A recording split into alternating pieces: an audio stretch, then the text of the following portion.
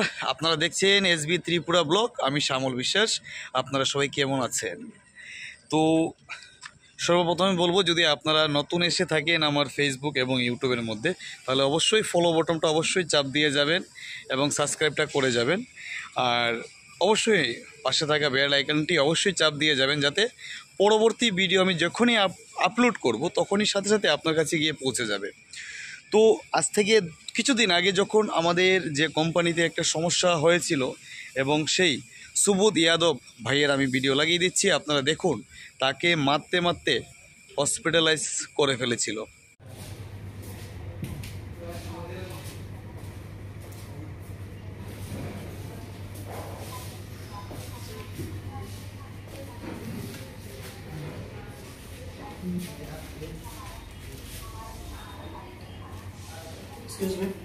এবং এই সেই ভিডিও, আর এই সেই হারামি যারা ওকে মেরেছিল।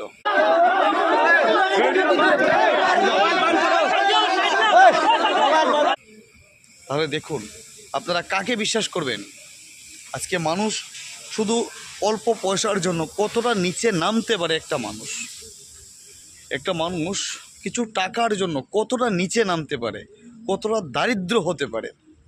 আজকে আপনারা ভিডিওটি পুরো না দেখলে বুঝতে পারবেন না।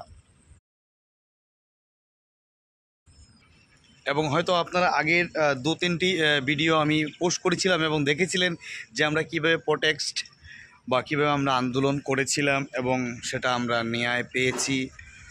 সরকার পক্ষ, মালিক পক্ষ এবং কোম্পানি সেটা মেনে নিয়েছে, এবং 10 লক্ষ টাকা অবধি সে ক্ষতিপূরণ হিসাবে দেবে সুবোধ যাদবকে, এবং ওর যত ট্রিটমেন্টের যা খরচ আসবে পুরোটা ওরা বহন করবে।